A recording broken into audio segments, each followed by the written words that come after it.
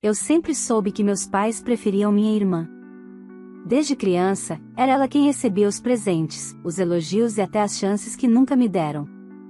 Mesmo assim, quando cresci e conquistei meu espaço, decidi fazer algo que ninguém esperava: dei a eles a casa dos sonhos. Achei que, finalmente, me veriam com orgulho, mas no dia da inauguração, meu próprio pai olhou nos meus olhos e disse: "Eu não te convidei. Pode ir embora." E minha irmã completou, com aquele sorriso debochado: "Hoje é só para os familiares importantes." A partir daquele momento, algo dentro de mim mudou para sempre. Eles pensaram que podiam me humilhar mais uma vez, mas dessa vez, quem sairia derrotado seriam eles. Olá, seja bem-vindo ao canal Histórias Surpreendentes. Curta e se inscreva nesse canal, aproveite e ative as notificações. Comente aqui de qual cidade você está assistindo, vou adorar saber e deixar um coração no seu comentário. Desde muito nova, aprendi a não esperar nada de ninguém, especialmente da minha própria família. Cresci em uma casa onde o amor tinha destinatário certo: minha irmã, Bianca. Ela era o orgulho dos meus pais, a menina dos olhos deles, aquela que, mesmo errando, sempre era defendida. Eu, por outro lado, era a filha que fazia tudo certo e ainda assim ouvia que faltava brilho, que Bianca nasceu para vencer, e eu, para cuidar. Por muito tempo, acreditei nisso. Meu nome é Camila Duarte, tenho 35 anos e, durante boa parte da vida, fui a sombra dentro da minha própria casa. Quando Bianca queria estudar em um colégio particular, meus pais vendiam o que fosse preciso. Quando eu pedia um livro, diziam que era gasto desnecessário. Enquanto ela ganhava festas de aniversário com salão e buffet, o meu bolo era comprado de última hora na padaria da esquina. E, mesmo assim, eu ajudava. Lavava louça, passava roupa, estudava à noite e trabalhava aos fins de semana para ter o mínimo de independência. O tempo passou, e aquela menina rejeitada aprendeu a se virar sozinha.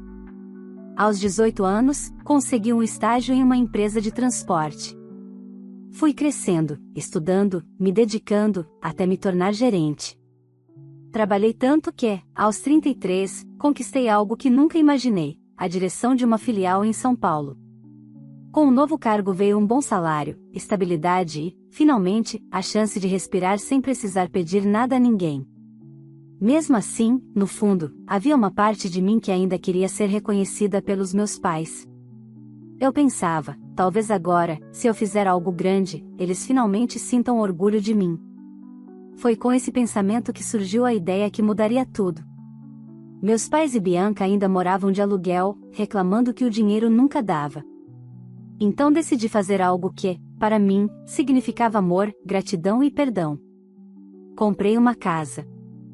Uma casa linda, com varanda, quintal e um jardim que eu mesma ajudei a escolher as flores. E dei de presente a eles. Lembro do dia em que entreguei as chaves. Meu pai, seu Roberto, ficou mudo por alguns segundos, como se não acreditasse. Minha mãe, Dona Marta, chorou, dizendo que eu era uma bênção. E Bianca, bem, Bianca apenas sorriu daquele jeito frio, como quem não aceita dever nada a ninguém. Ainda assim, insisti que todos ficassem bem à vontade, que a casa agora era deles, e que o que importava era vê-los felizes. Eu estava disposta a esquecer o passado, ou pelo menos tentar. Dias depois, Bianca me mandou mensagem dizendo que faria um jantar de inauguração da casa. Fiquei emocionada. Pensei que seria um momento de reaproximação, um novo começo. Passei o dia todo escolhendo um vestido bonito, comprei um vinho caro, e fui com o coração cheio de esperança. Afinal, era a primeira festa na casa que eu tinha dado a eles. Mas nada poderia me preparar para o que estava por vir. Assim que cheguei e toquei a campainha, ouvi passos apressados. Meu pai abriu a porta. Ele me olhou de cima a baixo, com um olhar que eu não via desde a adolescência, aquele olhar de quem não queria a minha presença. E então, com a voz firme e fria, disse: "Eu não te convidei, Camila. Pode ir embora." Por um instante, achei que tivesse ouvido errado. Mas antes que eu conseguisse dizer qualquer coisa, Bianca apareceu atrás dele, segurando uma taça de vinho. O vestido vermelho, o sorriso debochado. "Pai, deixa. Ela não entende." a inauguração é só para os familiares mais importantes, disse, sem nem me olhar nos olhos. Aquela frase cortou mais fundo do que qualquer agressão. Era minha casa, meu presente, meu esforço. E ainda assim, eu era a intrusa. Fiquei parada, sentindo o chão sumir sob meus pés. Meu coração batia tão alto que mal conseguia ouvir o burburinho das pessoas dentro da casa. Foi ali, naquela porta, que algo dentro de mim mudou. Eu não sabia ainda o que faria, mas uma coisa eu sabia: aquela seria a última vez que alguém me humilharia dentro do que era meu. Fiquei ali, parada na porta, tentando entender o que estava acontecendo. O som das risadas vindas de dentro da casa parecia zombar de mim. Era como se o destino tivesse decidido me testar mais uma vez, ver até onde eu aguentaria calada. Mas, diferente de outros tempos, eu não era mais a menina que abaixava a cabeça para tudo. Respirei fundo, dei um passo à frente e encarei meu pai. Eu só vim entregar um presente, disse, tentando manter a voz firme. Achei que vocês gostariam de me ver. Não tem necessidade, Camila, respondeu ele, cruzando os braços. Aqui está tudo resolvido. Atrás dele, minha mãe apareceu com um prato nas mãos. Quando me viu, hesitou por um segundo. O rosto dela denunciava o desconforto. Ainda assim, repetiu o que o meu pai dissera: é melhor você ir, filha. Hoje é um dia especial pra gente. Pra gente. Como se eu fosse um corpo estranho. Olhei em volta, o portão que eu mesma mandei instalar, o jardim que eu paguei para ser feito, o mesmo piso que escolhi em cada detalhe. Tudo era meu esforço, mas, de repente, parecia que eu não tinha direito nem de pisar ali. Bianca riu baixo, aproximando-se da mãe. A gente agradece a casa, claro, disse, com aquele tom venenoso, mas nem tudo precisa girar em torno de você, né, Camila? O comentário dela arrancou risadinhas discretas de alguns convidados. Pessoas que eu nem conhecia. Foi então que percebi, ela tinha enchido a casa com amigos dela, primos distantes e vizinhos, mas não me chamou. A anfitriã da noite era minha irmã. A dona do espaço, aos olhos de todos, parecia ser ela. Senti meu rosto esquentar. Por dentro, tudo se misturava, raiva, vergonha, incredulidade. Eu não sabia se chorava ou gritava. Mas, como aprendi a vida inteira, apenas me calei. Entreguei o vinho na mão da minha mãe e dei meia volta. Boa festa para vocês, murmurei. Atravessei o portão com passos lentos, mas cada passo era um estalo dentro de mim. Algo estava quebrando, e eu sentia que, quando se partisse de vez, não haveria volta. Quando cheguei ao carro, as lágrimas que eu segurava desabaram. Não pelo desprezo, mas por finalmente entender que o amor que eu tanto procurei ali dentro nunca existiu. Eles me aceitaram apenas enquanto eu era útil. Quando dei a casa, dei tudo o que eles esperavam de mim. E, a partir dali, eu já não servia mais para nada. Dirigi pela cidade sem rumo. Cruzei avenidas iluminadas, enquanto pensava em cada humilhação que tinha engolido em silêncio. Quando Bianca quebrava algo, a culpa era minha. Quando faltava dinheiro, eu era a ingrata que não ajudava o suficiente. Quando eu consegui o meu primeiro carro, disseram que foi sorte, não mérito. Era sempre assim, eu nunca era o bastante. Estacionei perto de uma praça e fiquei ali, observando famílias conversando, rindo, compartilhando o que eu nunca tive de verdade. Foi então que uma ideia começou a se formar na minha cabeça, uma ideia que ainda era um sussurro, mas que logo ganharia força. No dia seguinte, acordei decidida. Fui até o cartório onde havia registrado a casa. Pedi uma cópia autenticada dos documentos. O atendente me olhou com estranheza, mas não fez perguntas. E ali, segurando aquele papel, senti a primeira fagulha de controle voltar para mim. Naquela semana, recebi várias mensagens de minha mãe. Todas curtas, formais. Camila, obrigada pelo presente. O jantar foi ótimo, todos elogiaram. Seu pai mandou lembranças. Nenhuma palavra de desculpa. Nenhum reconhecimento do que haviam feito. Bianca, por sua vez, postava fotos no Instagram com legendas como lar docilar e da realização de um sonho. Um sonho, de fato, mas o sonho era meu. Eu que trabalhei até de madrugada, que abri mão de férias, que suportei chefes difíceis, que paguei cada centavo daquela casa. Ver minha irmã posar como se tivesse conquistado tudo aquilo foi a gota d'água. À noite, sentei na cama e encarei os papéis de registro. Ali estava o meu nome, em letras firmes e oficiais, Camila Duarte, proprietária legal. Eles podiam me humilhar, mas não podiam apagar o que era meu. Peguei o telefone e liguei para um advogado que conhecia por causa da empresa. Expliquei a situação, sem entrar em detalhes familiares. Ele ouviu com paciência e, no fim, disse: Camila, se a casa está no seu nome, você tem todo o direito sobre ela. Pode pedir a desocupação a qualquer momento. Desliguei a ligação com o coração acelerado. Pela primeira vez, a fragilidade que eles me impuseram começou a se transformar em força. Eu sabia que precisava agir com calma, mas também sabia que, daquela vez, não iria recuar. Eles haviam me expulsado da minha própria casa. Agora, iriam aprender o que era perder o chão de verdade. Nos dias que se seguiram, eu fingi silêncio. Não respondi mensagens, não atendi ligações. Queria que acreditassem que eu tinha engolido mais uma humilhação, como tantas vezes antes. Era o que esperavam de mim, a filha quieta, a que nunca reage. Mas por dentro, eu traçava cada passo do que viria a seguir. Passei uma semana observando de longe. As redes sociais da Bianca eram uma vitrine do meu esforço, vídeos da piscina com legendas como meu cantinho conquistado com muito trabalho. Meus pais apareciam sorridentes nas fotos, orgulhosos, ostentando uma casa que jamais teriam conquistado por mérito próprio. Aquilo não era apenas ingratidão, era desprezo mascarado de comemoração. Num sábado de manhã, tomei uma decisão. Vesti uma roupa discreta e fui até o cartório novamente, desta vez acompanhada de um advogado. Pedi para iniciar o processo de reversão da doação. Como eu havia registrado a casa em meu nome, e nunca transferido a escritura, a lei ainda me protegia. Em termos práticos, aquela casa ainda era minha. O advogado me explicou os procedimentos legais, e eu assinei tudo com uma calma assustadora. Ao sair, olhei para o céu nublado e senti uma sensação que não experimentava há anos: controle. Durante décadas, deixei que eles ditassem meu valor, mas agora quem teria a palavra final seria eu. 2 dias depois, fui pessoalmente até a casa. O portão estava aberto. Entrei sem bater, afinal, era minha. Bianca estava sentada na varanda, mexendo no celular.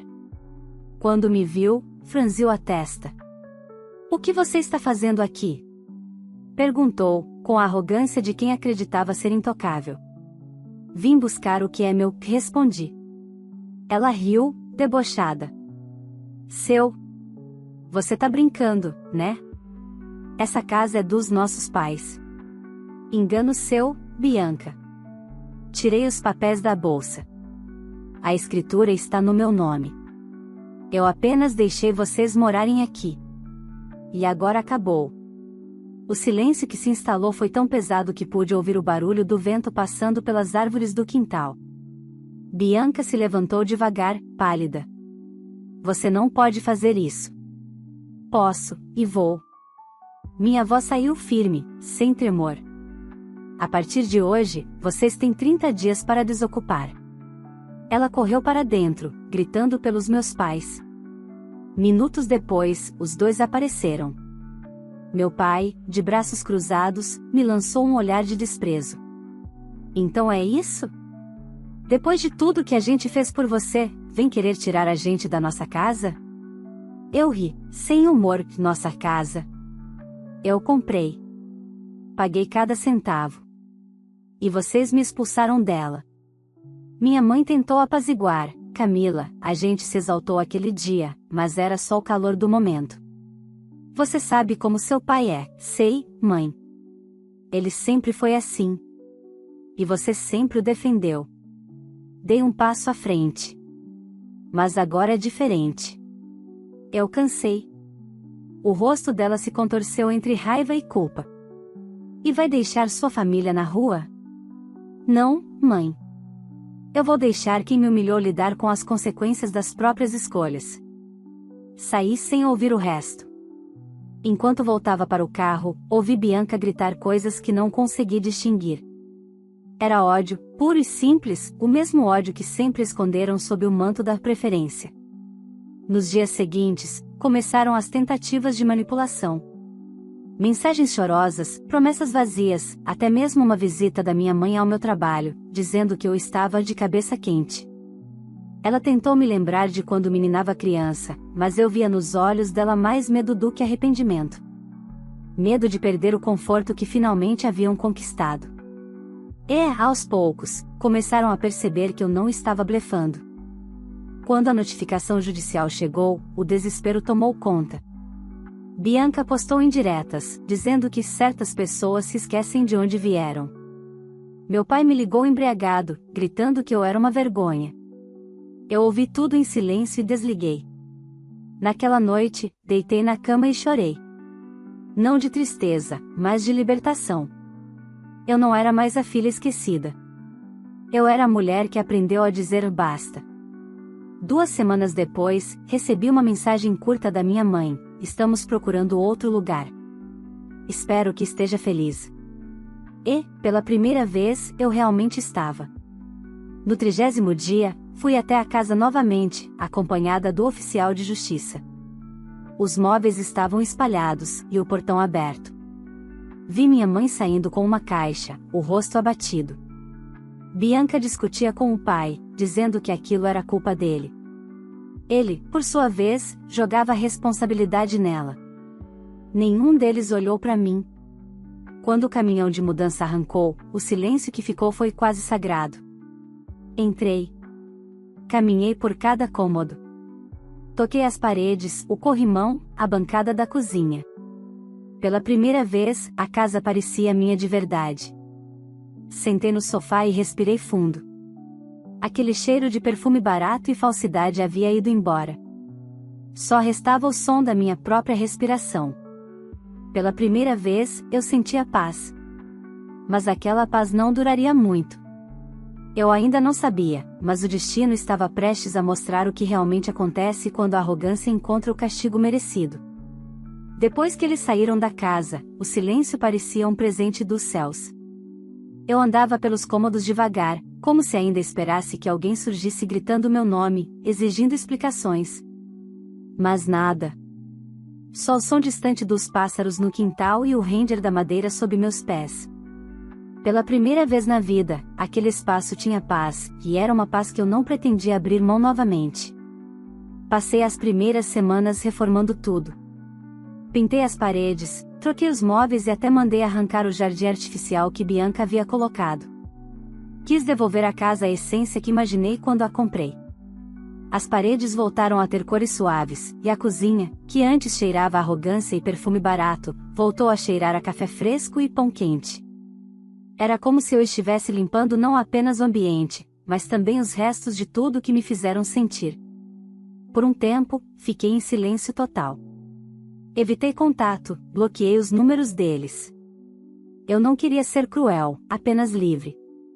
Mas liberdade, para quem sempre viveu sob culpa, é um aprendizado difícil. Às vezes, acordava de madrugada com um aperto no peito, pensando se tinha ido longe demais. Só que bastava lembrar da cena do jantar, do olhar frio do meu pai e do sorriso debochado de Bianca, para o remorso desaparecer. Foi numa manhã de terça-feira que a notícia chegou: meu pai havia perdido o emprego. Um conhecido da empresa onde ele trabalhava me contou que o patrão descobriu algumas irregularidades, notas fiscais falsificadas, empréstimos indevidos, pequenos golpes. Ele foi demitido por justa causa. No mesmo dia, soube que Bianca havia terminado o noivado. O rapaz com quem ia se casar descobriu que ela usava o dinheiro dele para pagar as contas dos pais. Não senti prazer em saber disso, senti justiça. A vida, aos poucos, começava a devolver o que cada um havia plantado. Algumas semanas depois, minha mãe apareceu no portão. Estava magra, abatida, o olhar cansado. Esperei que ela pedisse desculpas, mas o que ouvi foi diferente. Camila, será que você poderia emprestar um dinheiro? O aluguel tá atrasado, o dono ameaçou despejar a gente. É só até o mês que vem. Por um momento, fiquei tentada a ajudar. Era instintivo, cuidar deles sempre foi meu papel. Mas, ao olhar nos olhos dela, percebi que nada mudará. Havia pena, mas não arrependimento. A mesma expressão de quem sempre soube que eu cederia. Não, mãe, respondi com calma. Eu não posso. Ela arregalou os olhos, surpresa. Você vai deixar a gente na rua? Somos sua família. Família? Repeti, sentindo um nó na garganta. A mesma que me mandou embora da minha própria casa? A que me disse que eu não era importante? Ela baixou a cabeça. A gente estava nervoso aquele dia. Seu pai falou sem pensar, não, mãe. Ele falou o que sempre pensou. E vocês agiram como sempre agiram, como se eu fosse uma obrigação, nunca uma filha. Ela tentou insistir, mas eu apenas fechei o portão. Fiquei ali, encostada, ouvindo os passos dela se afastarem na calçada. Doeu. Mas era uma dor limpa, a dor de quem finalmente coloca um ponto final. Os meses seguintes foram estranhamente calmos. Eu me dediquei ao trabalho, viajei, voltei a estudar. A casa se tornou meu refúgio e, pela primeira vez, um lar de verdade. Recebi amigos, ria alto, cozinhava sem medo de ser criticada. E, aos poucos, fui me redescobrindo. Até que um dia, voltando do trabalho, encontrei um envelope enfiado sob o portão. Era uma carta da minha irmã. Camila, eu sei que você deve me odiar, mas estou desesperada. Papai adoeceu, mamãe não tem dinheiro nem para os remédios. Se puder ajudar, qualquer coisa, eu te imploro. Li a carta várias vezes. Bianca sempre teve um talento especial para dramatizar, mas as letras trêmulas e manchadas de lágrima pareciam sinceras. Mesmo assim, eu me mantive firme. Guardei o envelope na gaveta e não respondi. 2 semanas depois, Sharon, uma vizinha que morava próxima dos meus pais, me encontrou no mercado e contou que eles estavam passando dificuldades reais. Sem emprego, sem poupança e com dívidas, viviam de favor em uma casa simples, quase sem móveis. Por alguns minutos, o coração pesou. Aquilo não era o que eu desejava. Eu não queria vê-los destruídos, queria apenas que aprendessem a me respeitar. Mas talvez algumas lições só viessem com a perda. Certa tarde, enquanto tomava café na varanda, vi um carro estacionar na frente da casa. Era Bianca. Ela desceu, hesitante, os olhos fundos, o cabelo sem o brilho de antes. Carregava uma sacola nas mãos. Quando me viu, tentou sorrir. Posso entrar? Perguntou. Balancei a cabeça devagar. Depende do que veio fazer aqui. Eu só quero conversar. Respirei fundo e a deixei entrar. Ela andou pela sala como quem pisa em um templo. Tocava as paredes, olhava os móveis, e por um instante parecia engasgada com a lembrança do que perdeu. Eu errei, Camila, disse, a voz embargada. A gente errou. Eu só percebi quando perdemos tudo. Eu a encarei em silêncio. Parte de mim esperava por esse momento há anos. Mas a outra parte, a que havia cicatrizado, sabia que aquilo não mudava o passado. Não vim para ouvir desculpas, Bianca. Nem para dar chance. O que vocês plantaram, colheram. E não sou eu quem vai limpar a colheita. Ela baixou a cabeça, as lágrimas caindo no chão de porcelanato que eu mesma escolhi. Só queria te pedir para ver a mamãe. Ela está doente. Quer te ver. Por dentro, algo se moveu. Mas não cedi. Eu espero que ela melhore, respondi, com firmeza. Mas não vou voltar para um lugar onde nunca fui bem-vinda. Bianca enxugou o rosto e saiu sem olhar para trás. Aquela seria a última vez que a veria, e, embora eu ainda não soubesse, o destino guardava para eles o golpe final. As semanas seguintes passaram lentas, como se o tempo quisesse me testar. Mesmo sem contato com eles, notícias continuavam chegando, não porque eu buscava saber, mas porque a cidade é pequena e tudo corre rápido. Ouvi que meu pai havia vendido o carro para pagar dívidas e que minha mãe passava os dias cuidando dele, agora fraco e abatido. Bianca, sem emprego e sem ninguém para sustentá-la, voltou a morar com os dois em uma pequena casa alugada na periferia. A vida, de algum modo, cobrava o que eu jamais precisei exigir. Mesmo assim, parte de mim sentia uma inquietação. Não era culpa, era uma mistura estranha de alívio e melancolia. Eu sabia que eles estavam sofrendo, mas também sabia que aquilo era consequência direta do desprezo que cultivaram. Foram anos me tratando como um estorvo, e agora a ausência de empatia que me ensinaram se voltava contra eles. Certa noite, o telefone tocou. Quando atendi, o silêncio do outro lado me fez reconhecer a voz antes mesmo dela dizer o primeiro alô. Camila, sou eu. Era minha mãe. Fiquei muda por alguns segundos. O que foi? Perguntei, por fim. Seu pai está muito doente. O médico disse que ele precisa de um tratamento caro, e o SUS não cobre. A voz dela tremia. Eu não sei mais o que fazer. Fechei os olhos e respirei fundo. Aquilo me atingiu como um soco, mas não de pena, e sim de incredulidade. Depois de tudo, ainda esperavam que eu resolvesse seus problemas. Mãe, eu sinto muito pelo que estão passando, de verdade. Mas eu não posso ajudar. Não fala assim, filha, ela tentou me comover. A gente é família. Não, mãe. Família é quem apoia, não quem expulsa. Minha voz saiu fria, sem hesitar. Eu dei tudo a vocês, e vocês me deram humilhação. Agora cada um vai lidar com as próprias escolhas. Ela começou a chorar, implorando, dizendo que não sabia mais a quem recorrer. Eu desliguei o telefone. Chorei também, mas não por eles, chorei por mim, pela menina que um dia sonhou em ser amada por aquela gente. E ali, entre lágrimas e silêncio, percebi que aquele sonho finalmente tinha morrido. Nos dias seguintes, a culpa tentou se infiltrar de novo. Até que um dia, ao sair do trabalho, encontrei Sharon, minha vizinha, que me contou o que a cidade inteira já comentava: o tratamento do meu pai não tinha dado resultado. Ele havia falecido 2 dias antes. Fiquei parada por um tempo, tentando entender o que sentia. Dor? Talvez. Raiva? Um pouco. Mas, acima de tudo, senti vazio. Era como se um capítulo tivesse se encerrado sozinho, sem precisar de mim. No dia do enterro, não fui. Achei que seria hipócrita aparecer ali depois de ser tratada como estranha em vida. Bianca, mais tarde, tentou me ligar. Não atendi. Nem mensagem respondi. Eu já havia participado demais de histórias nas quais eu era apenas o alvo do desprezo alheio. O tempo passou. Um mês depois, recebi uma notificação no trabalho. Havia um processo judicial aberto contra mim, movido por Bianca e minha mãe.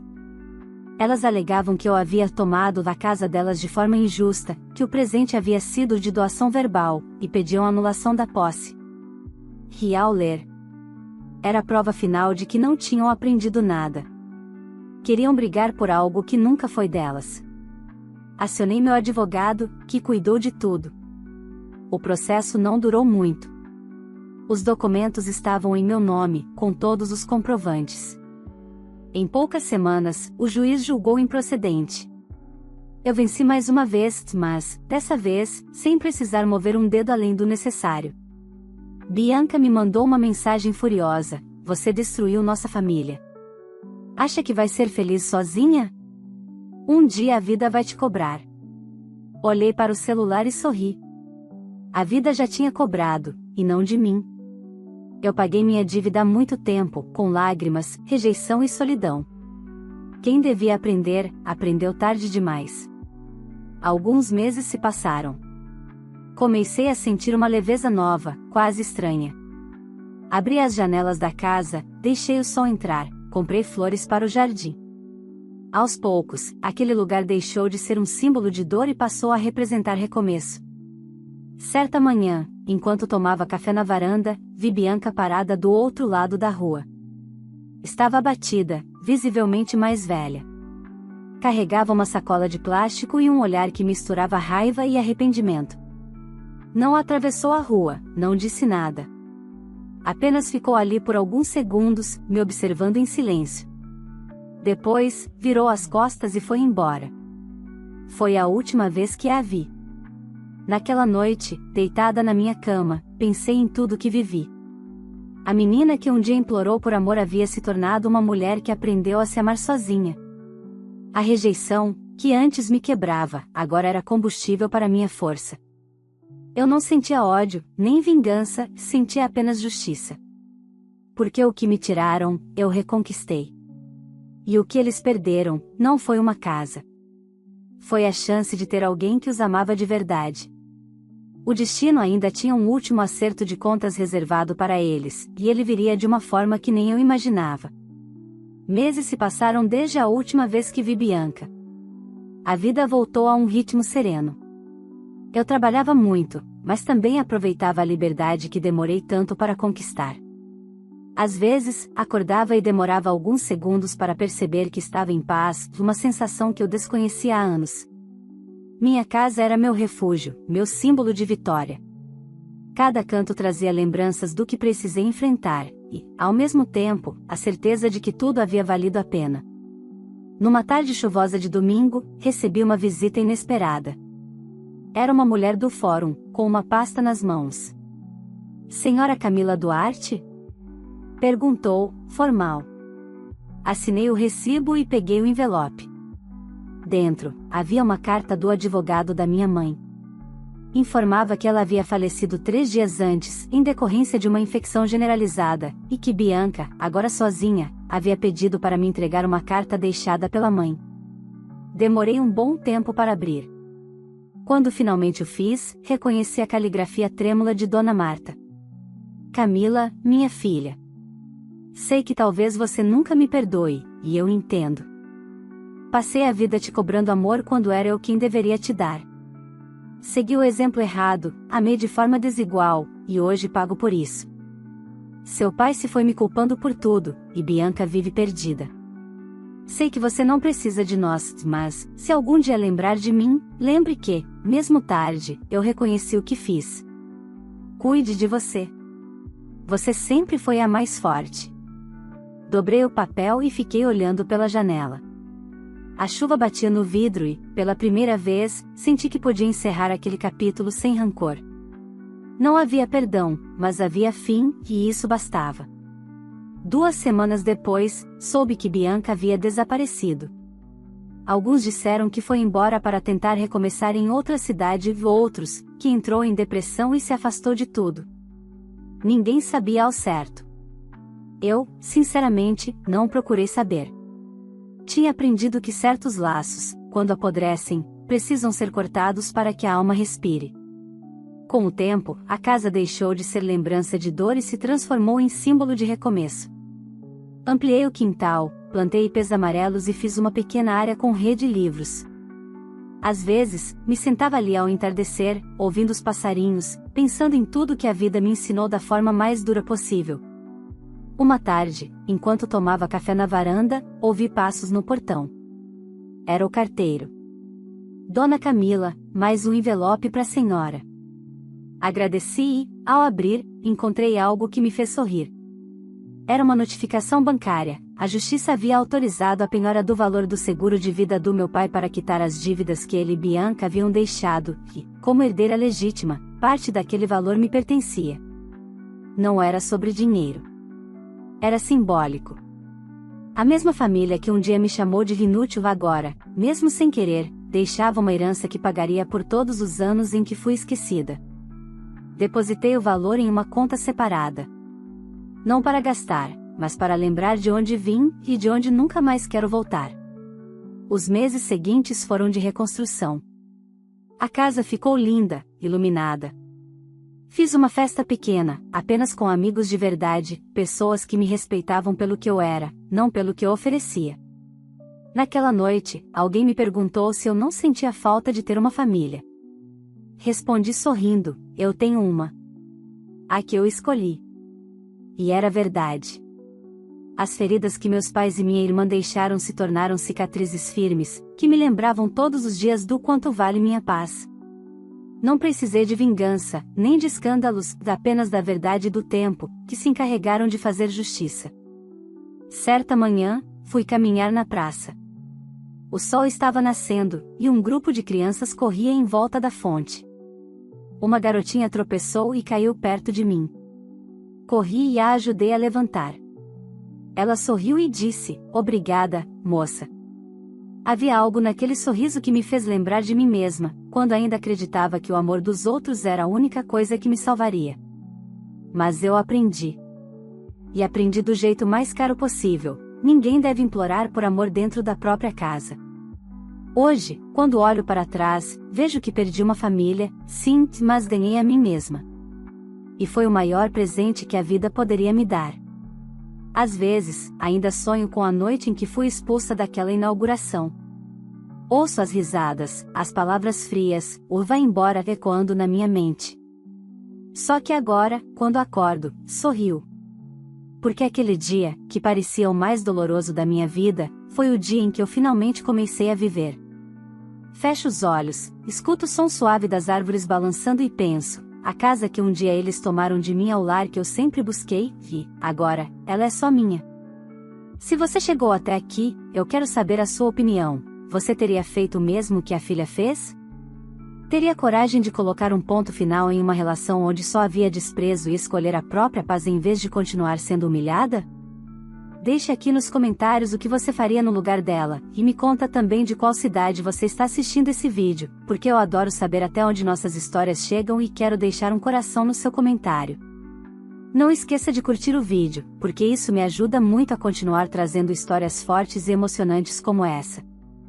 Aproveite também para se inscrever no canal e ativar o sininho, assim você não perde nenhum dos próximos capítulos que vem por aí, sempre com novas reviravoltas, lições de vida e finais surpreendentes. E se essa história te tocou de alguma forma, compartilhe com alguém que também precisa lembrar que dignidade e amor próprio valem mais do que qualquer laço de sangue.